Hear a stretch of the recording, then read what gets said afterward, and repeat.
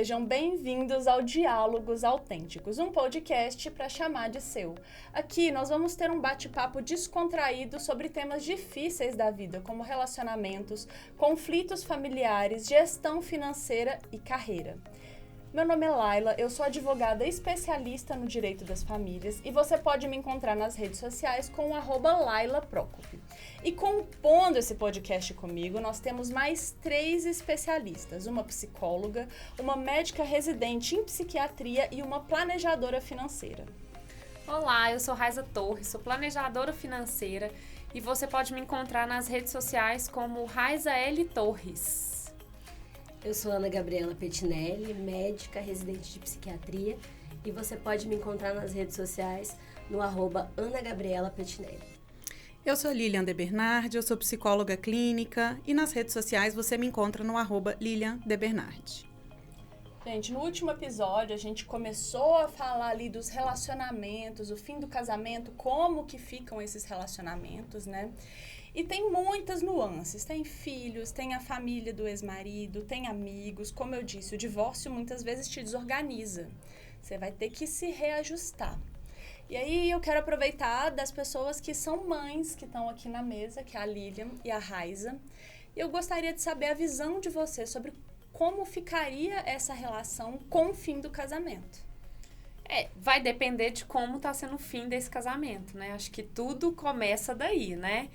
Vai ser um fim amigável, né? Vai ser um término amigável. Se for, a chance de sair tudo bem é maior, né? Mas a gente sabe que a realidade não é essa. Nem sempre essa relação vai terminar de forma amigável. E aí entra as dificuldades, né, Lilian? Entra as questões que a gente vai falar muito aqui da alienação parental, essa questão de puxar mesmo, assim, influenciar os filhos ali, que a gente sabe que a criança segue o nosso exemplo. Exato. Né? Então, o que a gente está mostrando para eles ali naquele momento é o que eles vão aprender. Né? E os filhos, né, normalmente são, independente, né, da idade, são indivíduos que estão em construção, né? E o ambiente familiar, quando ele é equilibrado, ele é muito favorável na construção da identidade desse indivíduo, né, da forma como ele vai se relacionar, da segurança que ele tem dentro de casa. Então, o ambiente, quando ele é saudável, né, para a criança, quando ele tem pais, independente se estão juntos ou separados, mas quando ele tem pais ali equilibrados, que conversam, que colocam a criança ou o filho, né, como um bem que eles têm, né, mais precioso, e que eles precisam cuidar daquele indivíduo, né, independente da relação que eles vão ter um com o outro, torna-se um caminho mais leve aí num processo de divórcio, né? E então, em muitos casos, o financeiro influencia em como que vai ser o comportamento dessa pessoa também pós-divórcio. Porque, às vezes, uma das partes fica tão desesperada pela divisão dos bens ali, pela pensão que vai receber, que começa a brigar de forma desnecessária para ter aquilo ali o mais rápido possível. Porque ela está tão descontrolada financeiramente que ela só pensa no dinheiro, não pensa no filho.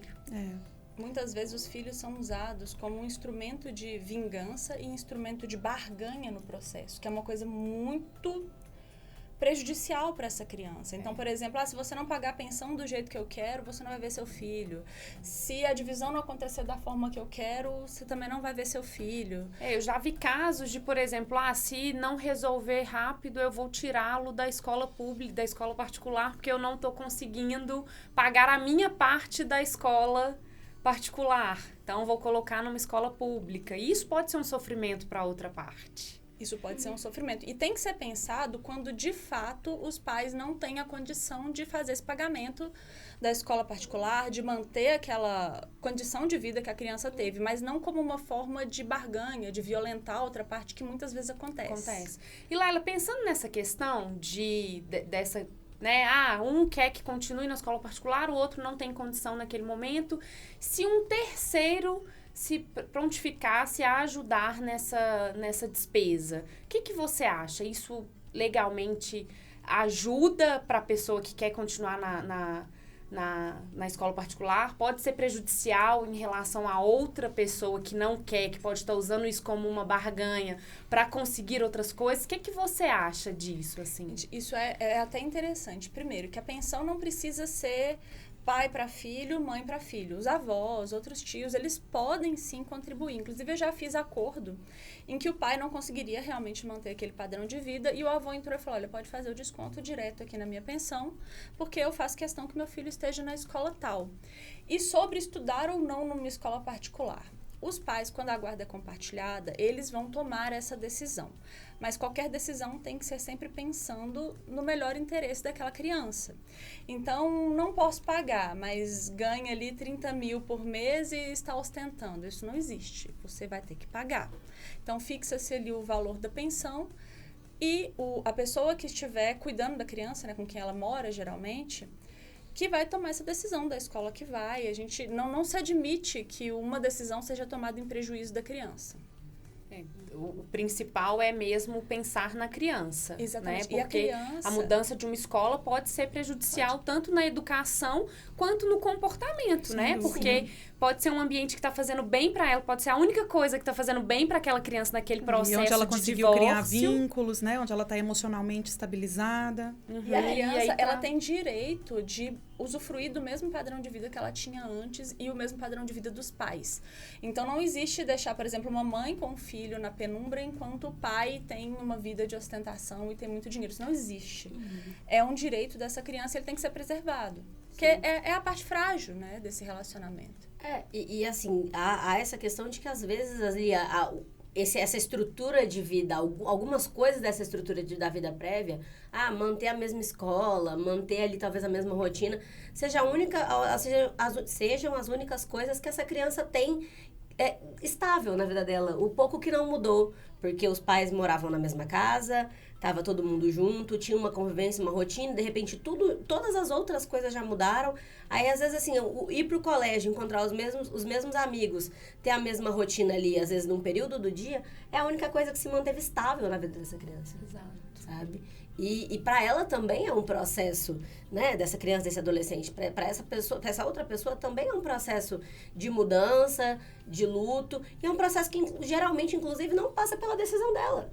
Não é a pessoa que está decidindo ali com 12, 14, 8 anos, meus pais vão se manter juntos, vão se separar. É uma coisa que não está sob o controle dela, mas a vida dela está sendo diretamente afetada. E a gente vê muito assim, pelo menos no consultório a gente vê, né, nos atendimentos, que os pais esquecem a função, às vezes, de pai nesse momento, por causa dessa disputa mesmo. E para atingir o outro, e que até a guarda vira motivo de barganha.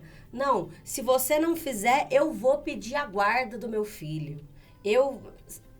Gente, eu vou até te interromper, Ana, porque eu preciso comentar isso. Essa semana me apareceu um caso de uma moça que tem 2 filhos menores e ela tem um relacionamento, uma união estável com um homem e ele é extremamente abusivo e comete violência. Ela conseguiu ali juntar as forças para me procurar e o medo dela, pasmem, tá? Pasmem, eu tô até usando um jargão jurídico de tão absurdo, é que ele fala assim: se você não fizer o que eu quero, eu vou pedir a filiação socioafetiva e vou tirar a guarda. Gente, isso pra mim é uma inovação tão absurda, que é de onde que você tirou que você vai forçar uma filiação socioafetiva e tirar a guarda dessa mãe. Por quê? Porque ele não é o pai? Não, ele não é o pai biológico. Gente!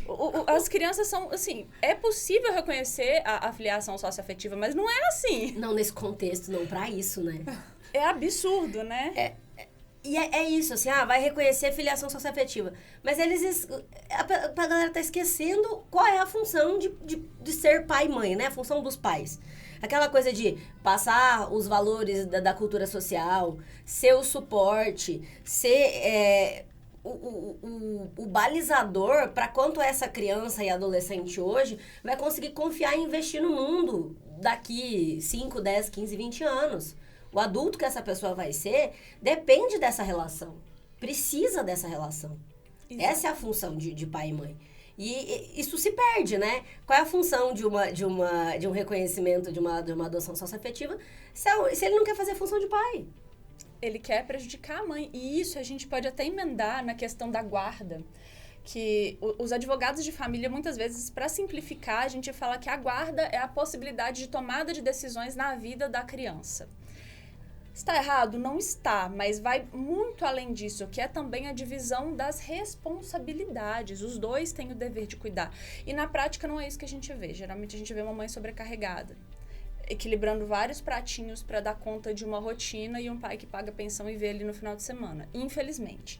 E aí eu queria até te perguntar, Lilian, a gente fala ali de alienação parental e tal, é um tema quente, controverso, mas e sobre a participação do pai na vida do filho? Qual que é a importância, a significância disso?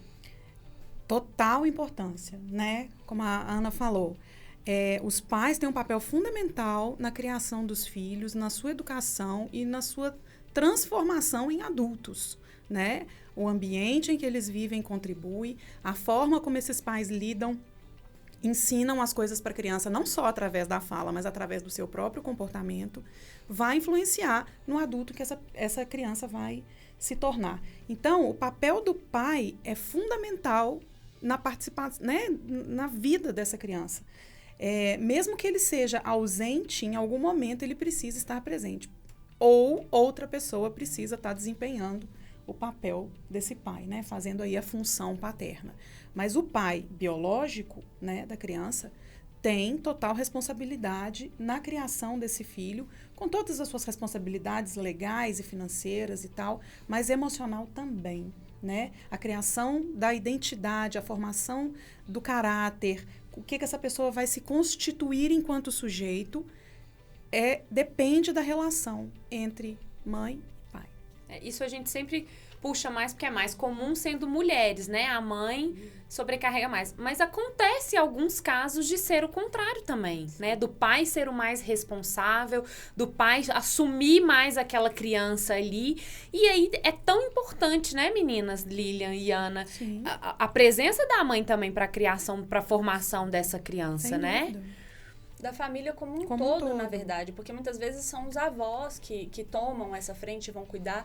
E aí a gente até entrando um pouquinho na alienação parental, muitas vezes se pensa que a alienação parental, primeiro, é da mãe com o filho, sendo aquela propaganda ali de difamação, ou do pai contra o filho. Mas não, gente, essa difamação dos avós, dos tios, porque o convívio familiar é fundamental para um desenvolvimento saudável dessa criança. É onde ele vai ter, igual a Ana falou, é a nossa primeira noção de hierarquia, de sociedade, de relacionamento. Então, ter essa estrutura é importante. E tirar uma criança do convívio familiar é sim uma violência. Mas aí, entrando mais ainda dentro dessa questão da alienação parental, por que que esse tema é tão controverso? A lei de alienação parental, ela foi criada com base na teoria de Richard Gardner, que era um psiquiatra nos Estados Unidos, e ele desenvolveu essa teoria para proteger homens acusados de abuso e de pedofilia. É um estudo sem respaldo científico, não tem um estudo empírico, não tem dados, especialmente aqui no Brasil, nós não temos estudos aprofundados sobre isso. Geralmente, as teorias que são desenvolvidas em cima dessa ideia são teorias criadas em cima das próprias teorias, sem embasamento, sem estudo. Isso é muito problemático quando você cria uma lei assim, sem esse embasamento. Inclusive, já teve uma carta da ONU para o Brasil orientando pela revogação dessa lei, porque ela realmente é uma violência contra a mulher e contra essa criança. E muitas vezes pode colocar uma criança numa situação complicada, de, por exemplo, a gente entra ali com uma Maria da Penha, ele está cometendo violência, e aí o pai, em retaliação, alienação parental. Então, a mãe percebe que tem um abuso sexual e coloca isso no processo, alienação parental. Vou pedir para reverter a guarda, vou pedir para vir morar comigo, vou pedir para obrigar o convívio da criança. E quando se fala de um cenário de violência, isso é muito sério. E esse tema, ele tem que ser tratado de forma profunda e com um estudo especializado e bem embasado, tem que ser técnico. Então, assim, acredito que existem os chamados atos de alienação parental, apesar de eu não concordar com esse nome por causa da origem, sim. Acredito que ele tem impacto e pode causar danos indeléveis à vida da criança? Sim. Mas eu não posso basear isso no meu acreditar e na minha vivência pessoal. Nós precisamos de estudos para embasar isso e para ter uma lei que realmente gere proteção para as famílias e para as crianças, especialmente. E aí, entrando nisso, como eu falei aqui da violência doméstica, vou trazer uma pergunta polêmica para vocês três. Violência doméstica. E aqui eu tô falando de uma violência mais séria, física, patrimonial, moral, mas mais séria. É compatível com a convivência desse pai com os filhos? Ou, em alguma medida, é melhor fazer essa separação? Olha, pergunta bem polêmica, mas tem que ter algumas questões, assim. Eu acho que entra até a noção do caso a caso em algumas situações, né? Às vezes há um movimento de violência entre os pais que não envolvem diretamente a criança. E aí eu tô usando a palavra diretamente porque presenciar a violência também é violento. Então, isso não pode ser esquecido. Mas há de se medir o risco do envolvimento dessa criança nesse ambiente. Acho que de primeiro ponto é isso, assim. Porque há também o risco do afastamento, da noção de abandono. Mas eu acho que pensando num contexto de violência, há de se medir o risco do envolvimento dessa criança nesse ambiente. Concordo, né? Porque realmente a figura, né, da mãe ou do pai, ela é fundamental para o desenvolvimento da criança. Mas se ela está vivendo realmente, né, uma situação de extrema violência ou de extremo abuso, é preciso avaliar até que ponto isso vai causar danos, mais danos do que benefícios, né, para a criança.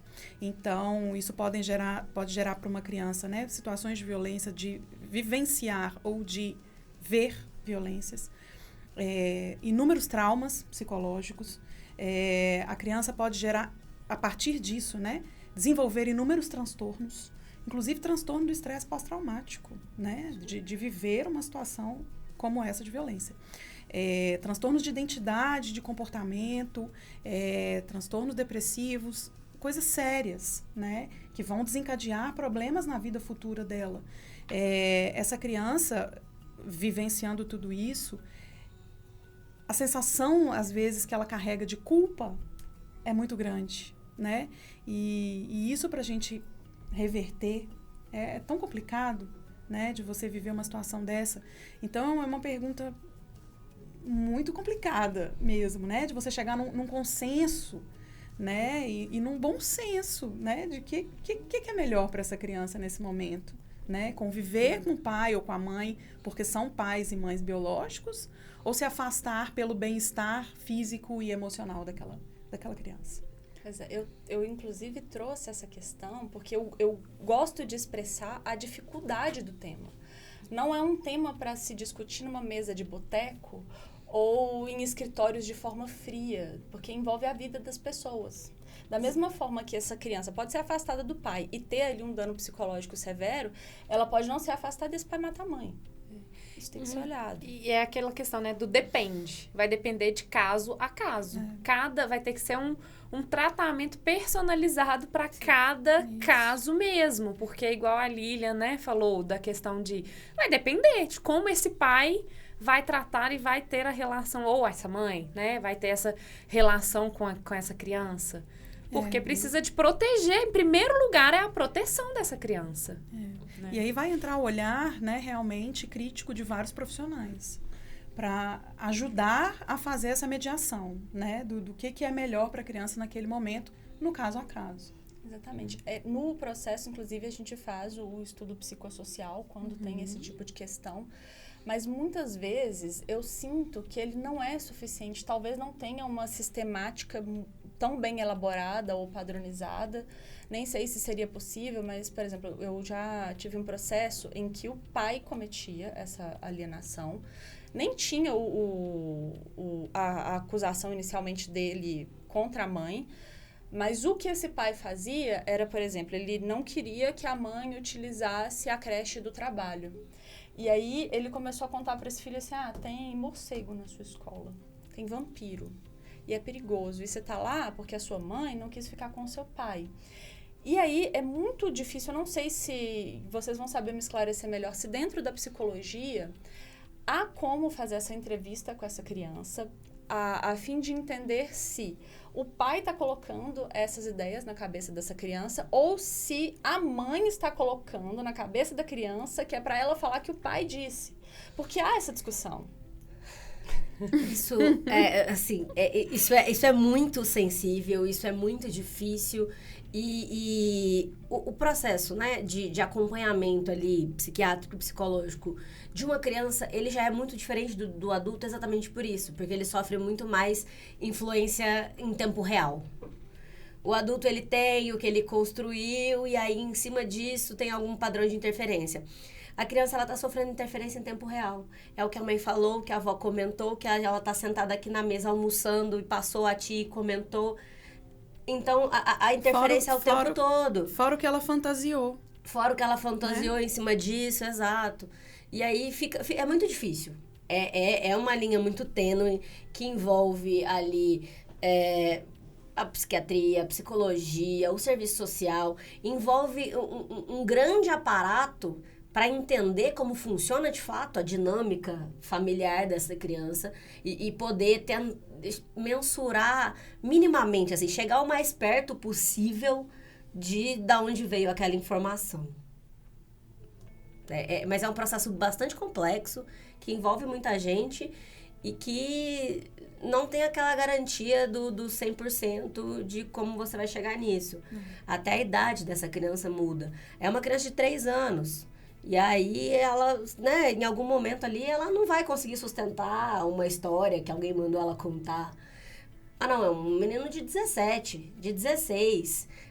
O nível de sustentação de uma história que mandaram contar é outro. E o tempo também, né? Porque às vezes é uma criança ali de 15 anos, mas que tem essa manipulação desde os 9, por exemplo. Já tive pais que chegaram no meu consultório e falaram, gente, o meu filho, ele tem 1 ano. Quando ele me vê, ele não me reconhece mais. Isso realmente é uma coisa muito dolorosa de você estar vivendo, né? E tem que ser considerada. E tudo isso é muito novo. Como eu falei no episódio anterior, tem 50 anos que a gente começou a estudar sobre o impacto dessas violências todas na vida da criança e do adolescente. Isso na história é ontem. Até porque, nos últimos 15 minutos. Até porque, como a gente tinha comentado, né, antigamente era a família, o homem chefe de família, ele que mandava e todo mundo estava sujeito. E era isso que estava sendo preservado. Hoje preserva-se o indivíduo, o direito à existência, a dignidade dessa pessoa. Então, o paradigma mudou, a forma de olhar mudou, né? Sim. E um outro ponto, né? A gente está falando aqui muito da relação dos filhos com os pais. E quando entram os padrastos e as madrastas? Né? Muda, né? A pessoa passa a ter outras figuras. E isso para a criança, muitas vezes, é uma situação extremamente traumática. Né? Qual que vai ser o papel daquela outra pessoa? Qual que vai ser o impacto dessa outra pessoa na vida dela? Quais são as funções que essa pessoa vai ocupar na vida dela? Vai substituir a mãe ou o pai biológico? Não vai? Como que isso vai ser tratado com a criança? Como que essa pessoa vai ser apresentada? São tantas as questões que a gente tem, né? As referências vão mudando, né? A criança vai tendo ali outra referência mesmo, né? E aí, essa referência vai ser boa? Não vai? O que vai trazer para ela? O que não vai, né? Com criações totalmente diferentes, com vidas totalmente diferentes, né? Eu tô seguindo uma linha de tendência, né? Daqui com meu pai, com a minha mãe.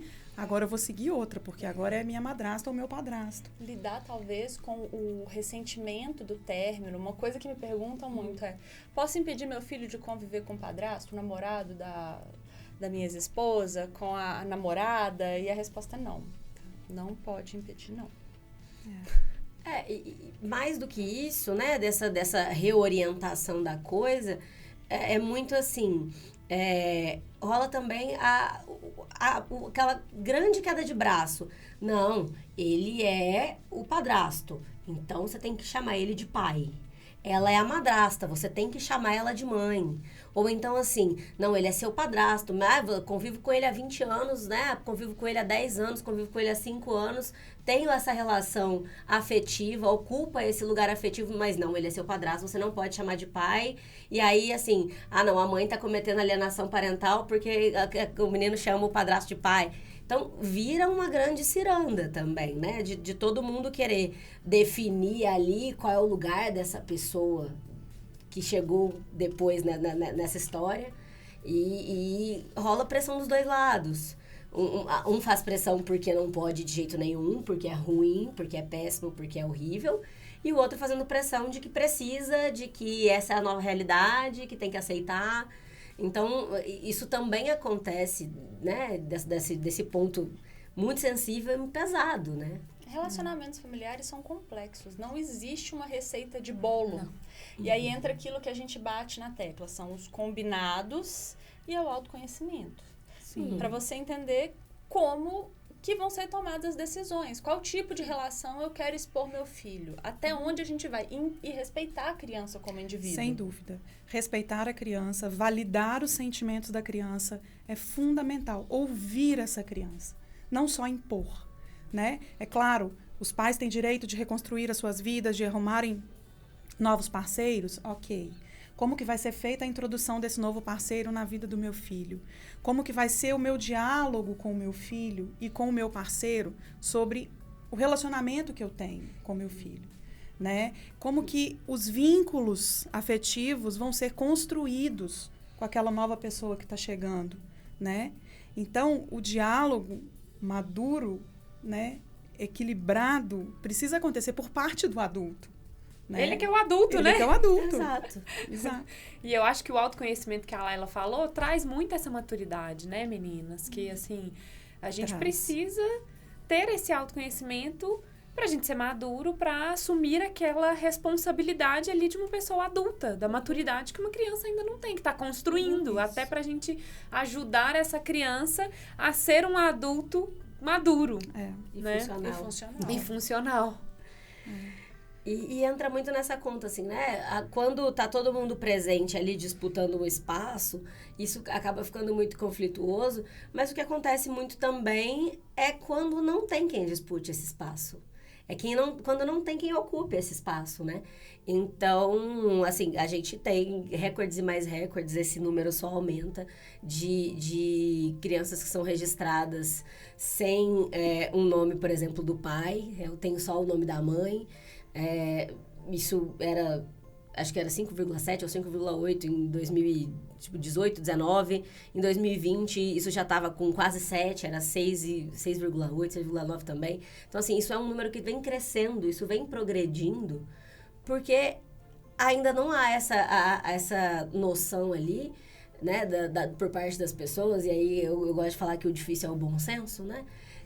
O filho é meu, eu preciso ir lá, eu preciso criar, eu tenho essa obrigação, inclusive legal, né? Legal, exatamente. Inclusive legal. E as pessoas esquecem, às vezes, que há ali uma obrigação material, há uma obrigação intelectual de prover para essa criança, às vezes, né? Alimento, ir para a escola, mas existe uma obrigação afetiva. E há essa questão que teve, né? A gente acaba chegando pra gente também muito a questão do tal do abandono afetivo. O que juridicamente exatamente entra ali como abandono afetivo, né? Ou se isso existe realmente uma definição clara? Como é que tá isso? É uma questão que ainda está sendo muito discutida. Mas o abandono afetivo, ele é real e ele gera danos para a pessoa que sofreu aquilo, porque deixou de ter ali o suporte de família no momento de desenvolvimento. E aí a gente pode ter tanto a consequência de pedir uma indenização material pelo abandono afetivo, quanto a consequência de esse filho não ser obrigado a prestar auxílio ao pai em um caso de necessidade. Então, por exemplo, se o meu pai precisar da minha ajuda hoje, e ele pode me pedir uma pensão, e eu vou ter que pagar uma pensão para ajudá-lo, porque na família a gente tem o princípio da solidariedade, nós temos que ser solidários. Agora, se meu pai nunca me cuidou, nunca esteve próximo, nunca esteve presente. Ele pode pedir a pensão, não vai conseguir, porque não tem esse vínculo de afeto, não teve esse cuidado, não teve essa reciprocidade.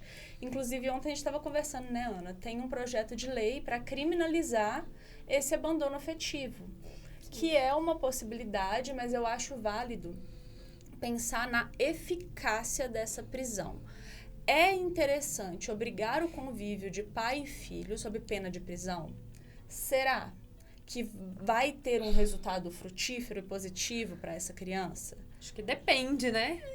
Geralmente não, né? Geralmente as coisas acho que as pessoas fazem por obrigação, elas não fazem Por amor. de boa vontade. E aí a chance dessa relação ser conflituosa é enorme. Dela também se tornar um problema, né? E eu também não sei se nós precisamos de mais presos no país, assim. Já não tá dando, né? A gente Vai tem por bastante. aonde? Exatamente. Vai colocar onde? Exatamente. É um problema, mas talvez isso tenha que ser visto mais atrás, não no efeito abandono afetivo, mas de onde isso vem, como os homens são criados. E talvez Sim. tratar o emocional dessa pessoa, né? Tratar com uma terapia, com um tratamento psiquiátrico, para que essa pessoa entenda por que ela, né, tá fazendo isso. Não enfiar ela numa prisão, não acho que é o caminho, né? Assim, né? Mas aí fica aquela coisa também, né? Se não for essa, porque essa acaba sendo a punição mais comum, né? Vai ser preso. Se não for essa, que outro tipo de punição a pessoa recebe por não cumprir com o seu dever legal com um terceiro, que no caso seria um filho, né? Uma coisa que eu penso muito, Ana, só aproveitando que você falou disso, senão eu posso esquecer, é talvez ser um crime que não tenha pena de prisão, mas tenha uma medida socioeducativa. Então, ao invés de você ser preso, você vai ter que ir toda semana na escola tal prestar serviço voluntário. Você vai ter que fazer terapia, você vai ter que participar de palestras sobre saúde no ambiente familiar. Eu acho mais interessante do que a prisão. Eu acho que essa questão que eu falei, né, do tratamento, do tratar com terapias e tudo, é exatamente pensando nisso. Obrigue, né, force a pessoa a mudar, para não ter, né, para melhorar essa parte e não ir para prisão. Eu acho que a gente tá pensando ali na consequência, mas é o que ela falou, a gente já tá partindo da consequência e acho que as pessoas não fazem ideia do impacto disso, eu acho que se as pessoas tivessem noção do impacto, talvez algumas decidissem assim, não vou ter filho, ou eu vou ter, mas não vou fazer dessa forma ou daquela.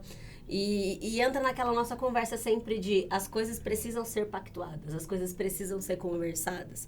Porque se as pessoas fizessem ideia do impacto, tem alguns estudos, inclusive recentes, se eu não me engano, de 2021, que eles pegaram, né, alguns transtornos de algumas alterações do neurodesenvolvimento e de 60% das crianças que estavam sendo investigadas para atraso linguístico, né, atraso na linguagem ali, desculpa, de todas as crianças que estavam sendo do estudo avaliadas para aquilo, quase 60%, 57 e pouquinho, tinham uma questão emocional associada, delas todas abandono paterno. Então, assim, isso é uma coisa muito presente e que não tá assim, se essa criança tiver um dia uma questão. Muitas vezes essa pessoa realmente se adapta ao ambiente e isso só vai aparecer lá na frente, como insegurança, como medo do abandono, como outras questões. Mas às vezes isso aparece ali. Um atraso na linguagem, um aumento, inclusive, da chance de desenvolver depressão na infância e adolescência. Alterações cognitivas, problema na escola. Então, essas coisas, elas acontecem, elas existem, elas estão ali. Só que isso passa batido. Porque a criança é assim mesmo. Adolescente, é difícil. E não é. Essas coisas estão acontecendo. Uma coisa que a gente também não pode esquecer, que ela com certeza vai saber falar melhor do que eu, é a questão, esse abandono aconteceu porque o pai abandonou ou porque a mãe forçou esse abandono? Porque a gente sabe que isso também é real, né, gente? Quando acontece um divórcio que não é amigável, muitas vezes a mulher, por raiva, por vingança, ela vai querer ali afastar essa criança do convívio do pai. E aí isso é tão prejudicial quanto o próprio pai se afastar, né? Sim. E eu digo que não é nem só a mulher que faz isso, o homem faz muito, tanto as duas violências, assim. É menos comum ver mulheres que abandonam os filhos, mas eu tenho visto isso, inclusive, aumentar. Sim. Isso tem aumentado. E eu acho muito comum, na verdade, o homem praticar esse tipo de atos de alienação parental, entre aspas, de novo, por causa da origem do termo. É muito comum, gente. E eu fico muito surpresa. A gente pensa que talvez seja ali a mulher, porque ela proíbe de ver ou algo assim. Mas na minha prática eu não vejo tanto isso. Tem, claro, mas eu vejo uma violência mais incisiva e mais explícita por parte do homem. Do falar, por exemplo, você não consegue ter as coisas que você quer que você tinha antes porque a sua mãe separou de mim. Ela não quis. Gente, isso acontece, acho que de 7 dias da minha semana, em 5 dias eu escuto algo parecido. Muito comum. Então, vai sair com o filho e leva para lugares que são caros e joga na cara dessa mãe que você não consegue dar isso para o seu filho, você que escolheu. E é muito doloroso, tanto para a mulher quanto para essa criança. E é aquilo, gente. Filho é uma responsabilidade que você tem e não é para você usar como arma. Seja você homem, seja você mulher, seja você avó. Não que a avó não seja homem e mulher, a gente ficou peculiar essa afirmação. Deu pra entender. É que eu falei homem e mulher pensando em marido e mulher. Ficou claro. Ficou claro. Mas, Lili, eu queria até ver com você uma coisa. Às vezes, aquele comportamento difícil de uma criança, de um adolescente, seja por estar muito agressivo, seja por dificuldades no estudo, nos relacionamentos, ele pode vir desse abandono ou dessa violência e talvez ser confundido com déficit de atenção, autismo. Sem dúvida. Então, com certeza, o comportamento que a criança pode apresentar, né, a partir das coisas que ela vivencia e do ambiente em que ela está, podem ser confundidos, sim, com os transtornos do neurodesenvolvimento, principalmente, né, e ela pode desenvolver também algum desses transtornos. Então, talvez muitas vezes aquela criança ali que não aprende a ler, que não consegue se relacionar com os colegas, não precisaria necessariamente de um psicoestimulante, por exemplo, déficit de atenção. Não. Tem que ver de onde vem essa dificuldade. Tem que ser um estudo mais aprofundado. Mais aprofundado, exatamente. Para você identificar as causas, né? O que está causando, há quanto tempo a criança vem apresentando aqueles sinais e sintomas, qual é o tipo de prejuízo que está sendo causado na vida da criança, conversas individuais aí, né? Com pai, com mãe, com cuidadores, com escola. Tem todo um contexto para você chegar e concluir a sua tese ali, né? Ou se tem um diagnóstico patológico ou não, se é algo da relação, da convivência, do ambiente. E é uma coisa muito comum na questão da escola mesmo, né? Essa semana mesmo eu tava conversando com alguém e a pessoa falou, eu tomei uma bomba quando os meus pais se separaram. Eu fiquei... E hoje a pessoa acha assim, foi uma coisa, né, que aconteceu, mas sentiu ali naquele processo, né? Que não conseguia nem concentrar para estudar. Não se concentra, se sente culpado. Exato. Né? Será que os meus pais se separaram por minha causa? Qual que é o meu problema? Aonde que eu errei? E aí desencadeia outras coisas na vida daquela criança que muitas vezes podia estar indo num rumo tranquilo, vamos dizer assim, e cai. Exato. Né? E, gente, eu puxo muito esse peixe porque na minha prática como advogada, o que eu vejo acontecer é uma invisibilização da criança no processo de família. Sim. Mesmo que se fale assim, estou buscando o melhor interesse, não se olha para como essa criança está se sentindo, para o que está acontecendo, não se escuta muito essa criança. Eu entendo que é difícil para os pais, em um momento de conflito ali, talvez prestarem atenção nisso, e a gente ainda tem essa cultura de achar que a criança não é uma pessoa. Eu, pelo menos, tenho essa impressão. Péssimo. Que a criança vai Ela esquecer. é uma pessoa que tem sentimentos, que tem coisa para falar, que deve ser vista e enxergada em todas as suas necessidades. E os profissionais, né, principalmente aí psicólogos, psiquiatras, eles podem ajudar nessa comunicação entre os pais e os filhos, muitas vezes, porque os pais às vezes falam assim, vou me divorciar, mas eu não vou falar nada com meu filho. Como que eu vou fazer isso? Né? Como que vai ficar? Essa invisibilidade. Eu estou resolvendo meu problema aqui, que é um problema de adulto, e ele não tem nada a ver com isso, né? O bendito problema de adulto. Ele sempre surge. Então, tem profissionais que podem, inclusive, ajudar nessa intermediação, né? Nessa facilitação, assim, de conversa, né? Como que os pais estão se separando, como que a criança pode ser preparada para ouvir isso, como que ela vai ser escutada sobre o que está acontecendo, como que os sentimentos dela vão ser validados diante daquele quadro novo que ela está vivenciando.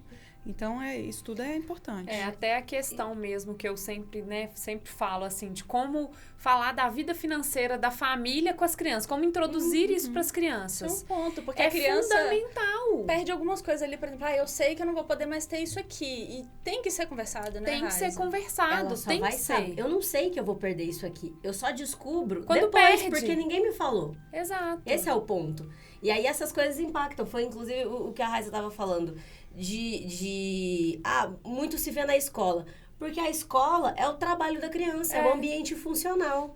É onde a criança é mais exigida funcionalmente. Desempenha as tarefas dela na escola, né? As atividades dela são desempenhadas ali. Talvez seja interessante até trazer essa criança para participar dessas finanças, para fazer os combinados com a criança, né? Mostrar a planilha e falar por quê, e como vocês estão se estruturando, trazer essa criança para integrar a família. Eu sou totalmente a favor de incluir as crianças, né, na família mesmo, ali antes do divórcio, mas quando isso está acontecendo, já está nesse processo, é fundamental que inclua a criança nesse processo também. Até voltando na questão da escola, se realmente for uma decisão de precisar tirar essa criança da escola particular, para ela entender o motivo disso. E não simplesmente, você está sendo tirado da escola. Mas por quê? Do nada? Como se fosse uma punição. Como se fosse uma punição. Exato, que naquele momento para a criança vai ser uma punição, porque provavelmente é o melhor lugar que está sendo para ela ali naquele processo,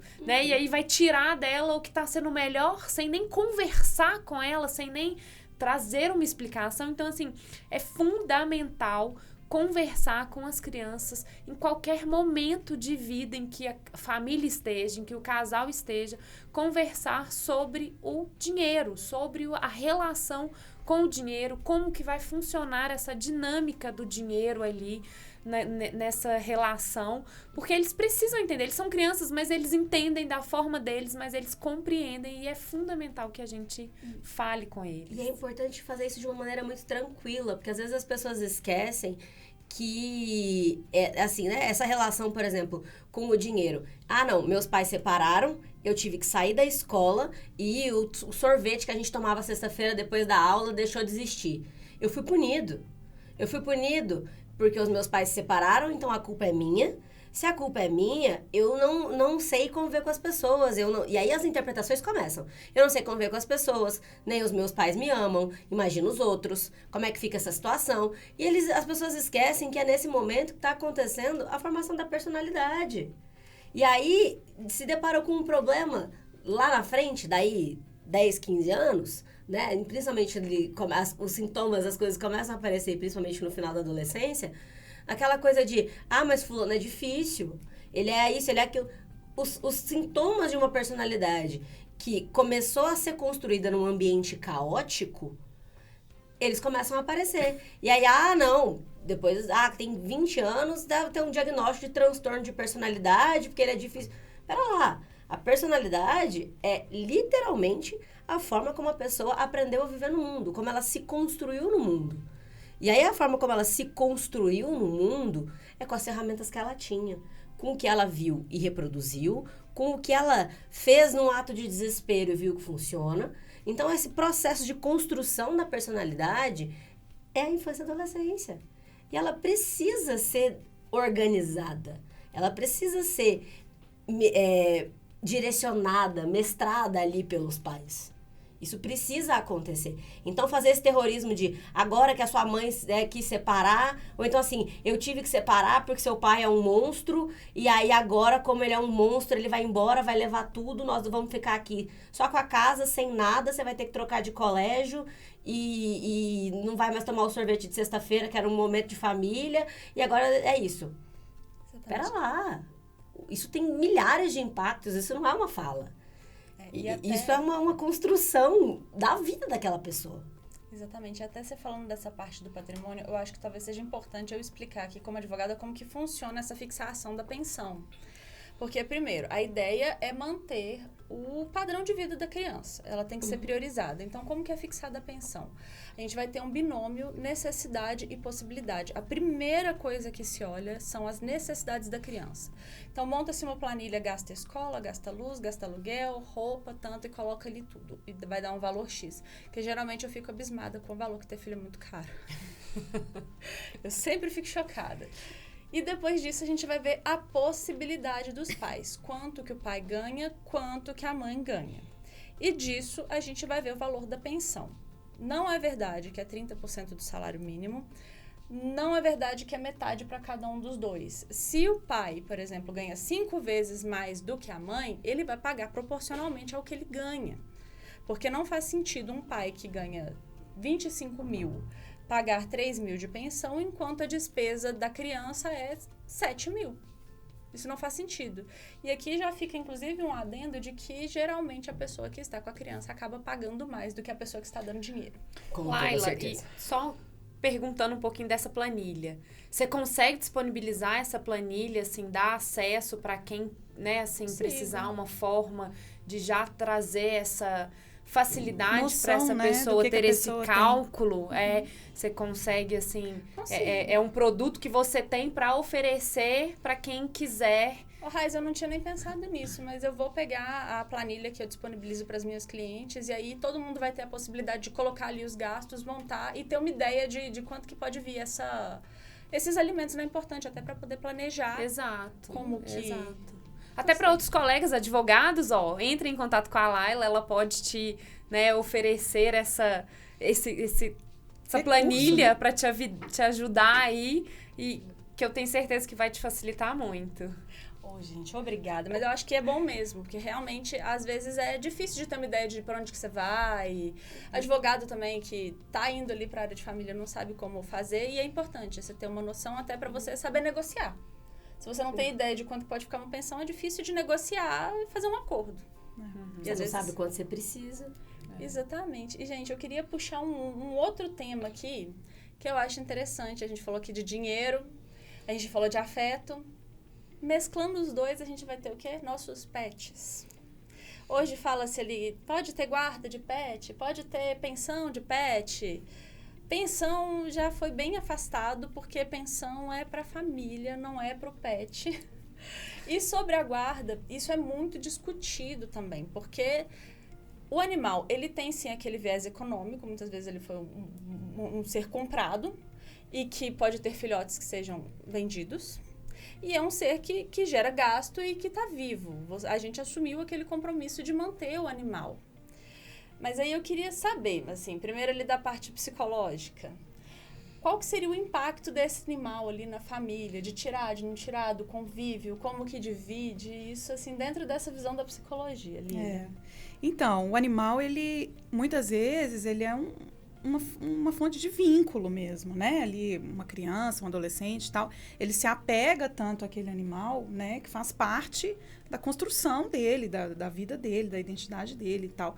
Então, esse rompimento, muitas vezes, como a separação, né? O animal fica com quem? O animal vai para onde? Causa aí uma situação de estresse. A pessoa pode viver um luto por estar se separando do animal. Então, tem danos psicológicos, né? Que sim, são gerados nos filhos, né? Na criança, no adolescente, em virtude desse rompimento, dessa separação de relação, né?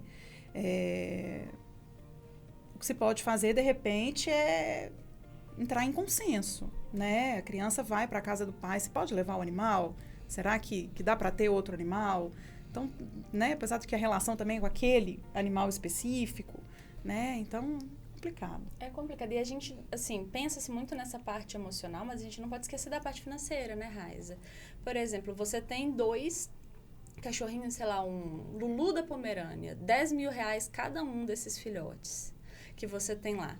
Isso vai ser considerado na partilha? No direito ainda há uma discussão sobre isso, sobre os filhotes desses animais e sobre as despesas deles, mas isso pode fazer muita diferença na sua reestruturação financeira, né, Raiza? Com certeza, porque isso aí é um gasto que você não vai deixar o bichinho passar fome, não vai deixar, se ele precisar de um cuidado, você não vai deixar ele né, doente ali, porque você não vai ter como levá-lo no veterinário. Então, tem que considerar, sim, o gasto financeiro que esse pet vai trazer. E talvez até uma possível indenização, né? Por exemplo, nós compramos juntos esses animais por R$20 mil. Você quer ficar com eles? Tudo bem, mas você vai ter que me indenizar? Isso é uma discussão aberta no direito, sim, inclusive, não é pacificado. Porque tem valor financeiro e tem o valor emocional.